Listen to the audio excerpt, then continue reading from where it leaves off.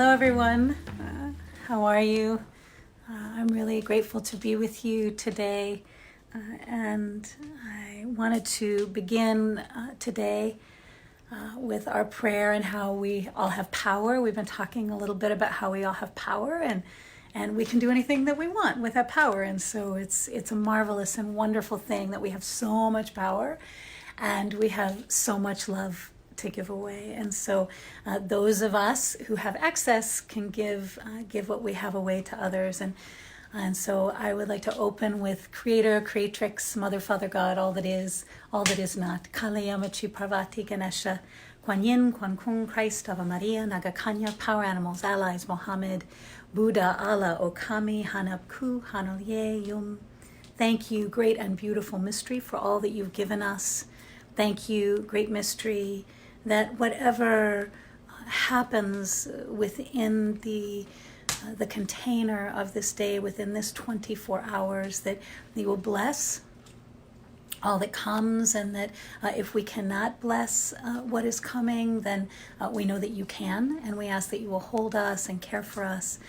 We are sending strength and energy and love. We're sending our strength, energy, our love, and our power. We're standing behind people who may need that energy. I think of Angela Santiago. I think of our many beautiful human beings who are there making sure that we have the plenty. I think of all of the colleagues and allies and mentors and teachers, and I ask for their blessings and their good medicine. I thank you for the people who are doing the real work. I also think of Brenna Davis, who is a prayer in the making every day, always making those prayers and empowering all human beings and all creatures. I think of Araceli Dominguez, such a powerful leader and mentor, healer, teacher. I think of all of the human beings now who are wanting to create a better world. And Great Spirit, I know that this is your work, and I ask that you will stand and hold, carry all of us into this new time. We're asking that you will guide us through this evolutionary process. Thank you so much. Aho, Amen.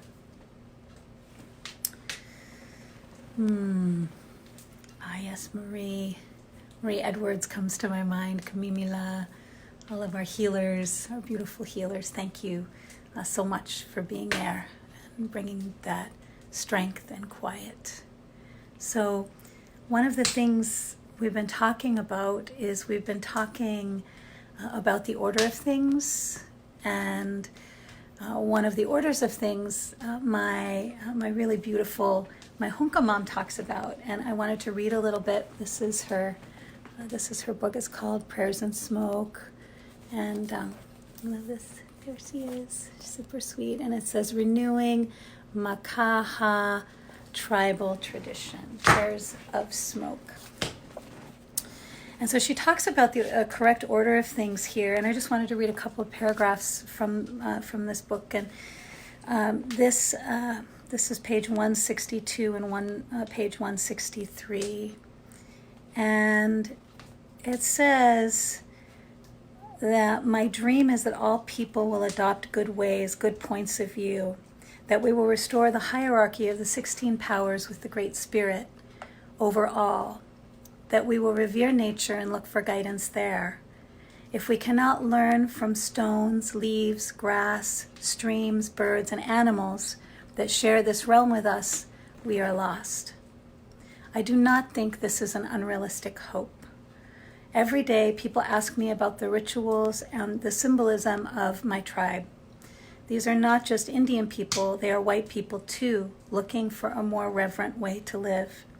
And as I tell the stories and explain the ceremonies, they all find similar myths and rituals from their own heritage. So it is that one small group of people trying to keep their traditions alive can suggest ways for all people to let the great mystery touch them. And so when I was reading this, I was thinking about the order of things, and this is something that we talked about a lot and when she was alive, and I miss her a lot right now in these times. I feel like she prepared me a lot for these times. And so I'm honored and grateful to be prepared. But I do think that, how she talks about the forests and the animals, and how important it is that the parts of the soul are honored. And I think about the four major life initiations that we all have. So we all have major initiations. Everyone has them. And the initiations that we have are really the places where the great mystery touches us. Like, we all have that mystery, and we all carry that mystery wherever we're from. And so, what are the mysteries? What are the things that are mysterious to me? What are my passages? And I really see this as a passage that we're at this threshold, and we all have major thresholds in life, and those major thresholds are, of course, birth, where we're coming into the world. And then leaving home, which is adolescence, or we go on our quest for who we are as an adult, a man, a woman, an adult person. We go on that quest to find out who we are when we leave home. And then there's the great coming home. And the great coming home is, doing some experiments, figuring out a little bit about who we are. Like, who am I? I wonder who I am. And then when we wonder, then what we can do is we can see that we are emerging. Like, we are emerging constantly in our own identity. So that third initiation is coming home, which would be marriage, or making a commitment to our life's work, or what it is that has the most importance to us. So what are we really called to do? So when we reflect and experiment enough, we can see which experiment or explorations we want to explore more. And if we want to explore more, then it's a good idea. We can do that. And if we like it, it's probably in alignment with who we are. If we don't like it, it's probably not in alignment with who we are. So one of the things we want to do is align with who we are. And so the final initiation is the initiation of death. And in between all of those initiations, there's so many different initiations. And I appreciate so much that each initiation is a way for me to say, oh, this is who I have become. This is what I've learned about who I am. And this is what I can share. This is what I can bring. And so we're each given that opportunity to connect and to share and to be helpful somehow, if we can be. So we have our major 4 initiations of life, and we don't really get to choose some of them, and some of them we do get to choose, and I think that it's important that we do. But in those choices, how do we make choices? How do we make choices? And what I found is that something that my father taught me to do when I was really young, when I was about 14, he said, go outside and listen to the sun, and the sun will tell you what it is that you need to know. Whenever you greet the sun, especially when it rises, quote unquote, you will receive a gift, you will receive a message. And I'm so grateful that I have this friend, that there's this friend that is the sun, and it has plenty of distance, so we don't need to worry about, whether or not we're too close. So we have plenty of distance, even though the sun is always touching us. So even though we have a great distance, the sun is always touching us. We're always within the gaze of the sun. And so I found that a lot of my guidance comes from the sun, and that I can listen and receive a message. And sometimes the message comes from inside, or I hear it inside. Sometimes I hear it from the sky. Sometimes I feel it inside. Sometimes it's more auditory for me. Sometimes I will see almost like the words printed out in front of me. And we can do that. We can go every morning, we can go outside to a place where there aren't other people at this time, unless it's someone that you're quarantined with or that you're, in your space with. But you can also find a tree where no one else is, and stand underneath the tree and ask the tree spend some time with the tree. One of the things that's really important for me is that as I have made friends with many of these beings from nature, is I have spent a lot of time with trees and with the sun and with the water, and really listening and developing friendships and intimacy with them, that I always like to ask if it's a good time for them. When I go outside into the darkness, I know that the day is blessing everyone and wants to touch and receive everyone. But when I'm approaching like a singular individual, like maybe there's a cottonwood tree next to my house. If I'm approaching the cottonwood tree, I would ask, like, is this a good time? I'm not going to go to someone's house and not knock on the door and ask, does this work for you? And so I think that it's important to always ask permission and to ask if the other beings, the beings that are in relationship with us, if it's a good time for them also. So you can go there and you can ask for guidance. And I think that it's important that we have guidance systems at this time. Like, what am I following? Because what's important is that we're not following fear, that we're following wisdom. And everyone, each person, every human being is born with deep wisdom. And it's wisdom about life. And it's wisdom about love. And it's wisdom about the right thing. And one of the things that is important is to honor our instinctual nature. I've had this really beautiful conversation this morning with one of my Anam Cara. And an Anam Cara is Gaelic for a soul friend. And we all have soul friends, like people who are friends of our soul. And Araceli Dominguez is definitely a friend of my soul. One of the things that and experiences of my life that makes life so good and so worth living. She's such a gift to me and to so many others. And we were talking this morning, and I was asking her about what the feelings her spirit was having, and she was saying that in some of the Mayan prophecies, it's similar, that it is aligning with, we are placing importance where it belongs, and that we're placing it on life instead of money. And people have put too much importance on money and not put enough importance on life. And so we're evolving. She was saying this morning in our conversation that this is the evolution, and so I'm just so deeply grateful for so many wisdom keepers. So this is another way, is that you can call a trusted ally, an Anam Cara, a friend. You can ask for guidance from, I call it my council or my elders. I like to go to my elders for wisdom and for guidance. And then we can also go to our own body, our body has its own intelligence.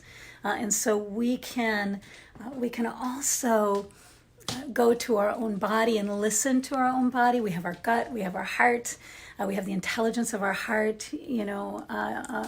Joseph Campbell said, follow your bliss.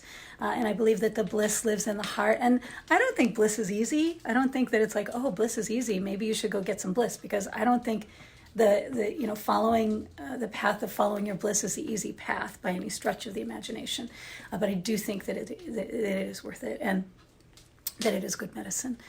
And so as I think about the correct order of things, I think about one of the ways that we can align with the order of things, and with, I talked about how the night has a morning, and then the morning is after the night, and then the morning is before the noon, and then the noon is before the dusk, and the dusk is after the noon, and then how the night is after the dusk. And so there's this correct way of things. And so if we can follow that simplicity, because everything is so freaking complicated. I don't know if anybody's noticed, but geez Louise, things are very complicated. And so if we can just simplify things to this correct order of things, as one of the things that my Honka mom taught me about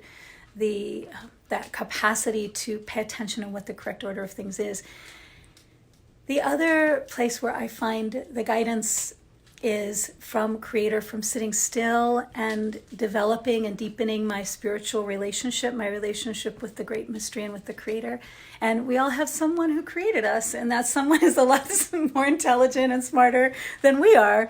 And sometimes we think we are the smartest, but we're not. We've never been the smartest. The smartest and most intelligent is the divine, is that mystery, is that spirit that created us. And so I always look to that spirit that created me, and I always ask that spirit if that spirit can help me and set me on the right path or guide me. And so we all have access to the divine. And I also appreciate one of the things that I was taught also is that, that divine, the Creator, moves through these ordinary things, these extraordinary ways. And the Great Spirit lives in all of us. And that the 4 aspects of the soul are the ways in which the divine lives through us, the Great Spirit lives through us. But we are at the bottom of that place. We're the ones on the bottom. It's always the Creator who's giving us that wisdom, and we're thanking the Creator, even though the Creator is a part of us. But we're thanking and we're giving our gratitudes and to the Great Spirit who's helping us. So we don't really know anything. Nobody here has this thing together. We're all exploring together in this time. And so there's a couple of ways that we can attend to our own intelligence, to our own wisdom, access our own intelligence and wisdom. And who are your guidance systems? Who are the people that you trust? Who are the friends who are, I call them my council members, like who is the council? Who do I go to for counsel? Who is my council? And you can discover who that council is for guidance. One of the things that does also is that helps us to reduce our anxiety. And one of the things that I see sometimes is that there's so much anxiety, and what we need to find some peace and some serenity and a resting place, a shelter. And our home is our shelter. Our presence in our body is our shelter. Our prayer, our relationship with the Creator, and our friendships, they also shelter us. Those are shelters. Our meditation is a shelter. And anxiety is made up of different feelings. George Callan, I'm quoting George Callan, that anxiety is made up of different feelings. It's not just anxiety, it's made up of different feelings. And so if I can press pause for a moment, and if I can ask myself, well, what is this anxiety made up of? Is it sadness? Is it apprehension? Is it confusion? And then what helps, or at least what I've found, is if I can address each of those things one at a time, instead of going, I'm just going to call this one thing. It's, how can I attend to each singular emotion? And how can I ask for guidance in how to do that? And how can I lay my ear to the heart of another? How can I bring serenity and peace to my own heart? And if I can lend my ear to the heart of another, like I did with my beloved Araceli Dominguez this morning, if I can lay my ear to the heart of another and receive the shelter of that love, then I can give that shelter to others. And I cannot say what is best for anyone else, especially unless I'm asked. But what I can do is I can share what it is that has brought shelter to my own heart and my own well-being. And so we all have the opportunity to be a shelter for one another, and also to have our prayers, our connection, and our guidance systems be a shelter not only for ourselves, but also for those that we love. So I really wanted to honor that there are so many beautiful community members and colleagues who are making these beautiful videos, or at their Zoom meetings. There's a lot of ways to connect with each other, and we also have phones, and so we can also call on the phone, which is so beautiful. Marie Edwards, I cherish you. Hello. Thank you for your work. I'm sending strength to you for being on the front lines. Thank you. I appreciate you. Araceli, thank you. Margaret.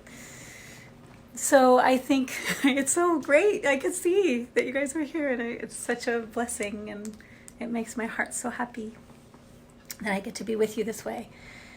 And so the guidance systems, we have all these beautiful guidance systems, and the guidance systems are with nature, attending to our feelings, listening to our gut, our heart, knowing who we love and knowing who loves us, our anamkara, and making sure that we have an internal counsel in our heart and a counsel also of the mind. And I have this prayer and poem from The Hollering Sun by Nancy Wood that I would like to share. And I'm so enchanted with her work. My help is in the mountain, where I take myself to heal the earthly wounds that people give to me. I find a rock with a sun on it, and a stream where the water runs gentle, and the trees which one by one give me company. So I must stay for a long time, until I have grown from the rock, and the stream is running through me, and I cannot tell myself from one tall tree. Then I know that nothing touches me, nor makes me run away. My help is in the mountain that I take away with me. My help is in the mountain that I take away with me. And it makes me think of the stones. It makes me think of the stones that are part of the order of things. And the stone is connected to the Creator. It's one of the important ancestors that we all have, because it was the first, one of the very first beings that the Creator made was stone, because the earth is made of stone. How interesting. It's pretty cool. And so when we think about that, that's one of the things also that my dad told me to do, is he told me to go and listen to the stones, and that the stones were above us. And so if we look, we can see that we have our guardian, we have, which is with us, which is the human soul. Then we have two other beings that are elements that are above us also. So the wind, and we also have the thunder that is above us. And I love that. Oh my gosh, no wonder I love thunderstorms so much, right? Because that thunder, and those of us who love those thunderstorms or have fear of them, it's all true. But what we know is that the stone is the one that's closest to Creator. And so what we want to be able to listen to the slow moving people. Like the stones are people too. And they're very slow moving people. And he had me go and listen to stones from the time I was really young. So when I was 14 years old, I started listening to the stones. And you can listen to the stones, and you can also ask them. They're another form of guidance, and they're closer to the Great Spirit, or they're closer to the Creator. And so you can listen to them, and it's wonderful.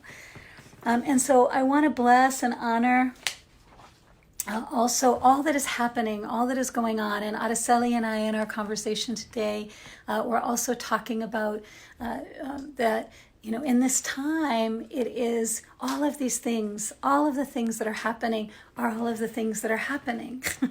And that this is a time of power, and this is a time for blessing life, but also it is a time for blessing death and honoring death, and the life cycle. I also feel that it's an important time to honor our instincts, and that it is time for us to really belong to ourselves again, to our gut feelings, to our knowings, to be in contact with nature again, and to be able to listen to what the spirit of the earth, the spirit of the world, what is the spirit of the world telling me? And if I can slow down, I can hear the spirit of the world, then I'm in more contact with my own spirit. I think that one of the ways that we can really come closer to ourselves is to honor all of these different transitions. And we're all in transition right now. As a collective, we are in a major transition. We are at a major threshold, as they would say in Jungian work, that we are at a major threshold. And so when we're at a major threshold, it's time to reflect, to regenerate, but it is also time to let go and let go and go on, and also to really look at what is most important and what it is that we really want to keep close to us, what is our shelter. And I also know that there are many people who are falling ill, and there are people who are dying. Many people have died and are dying. And I really think that it's important that we have ways to bless and to be with the sick and the dying, and to assist those who may need assistance however we can. And I think that this is something really beautiful that I give to my students in the course, in the Applied Spirituality course. It's called Epitaph. It's by Merit Malloy. So we can also write prayers, poems, and blessings. I think that it's also important that we're able to write poems, prayers, and blessings, and to send them to the people that we love, but also that we're able to send poems, prayers, and blessings through our thoughts, our language, and that we can honor all that is happening, and not go into places where we are not looking at the whole picture. So in the whole picture, people are living, people are blessed and happy and well, and people are struggling, and it is difficult, and there is no shelter to find, and some people are dying, and some people are getting well, and some people are healing. So we have, like, everything is happening, and we have to honor that everything is happening, and honor the everything. So Epitaph by Merit Malloy. When I die, give what is left of me away to children and old human beings that wait to die. And if you need to cry, cry for your brother walking on the street beside you. And when you need me, put your arms around anyone and give them what you need to give to me. I want to leave you something better than words or sounds. Look for me in the people I've known or loved. And if you cannot give me away, at least let me live on in your eyes. Let me live on in your eyes and not your mind. You can love me most by letting hands touch hands, by letting bodies touch bodies, and by letting go of children that need to be free. Love doesn't die. People do. So when all that's left of me is love, give me away. Give me away. So I think there are many ways for us to make prayers for all of this, for everything that's happening, to not deny everything that's happening, but to be engaged with everything that is happening, and to fall in love with real life, and to show our love and share our love with each other. Thank you so much. Thank you so much. I'm so grateful for you in my life. Hola, Yvette. Hola. Hello, Maddie and Mara. Thank you so much. Hello, David. Blessings. I'll talk to you soon.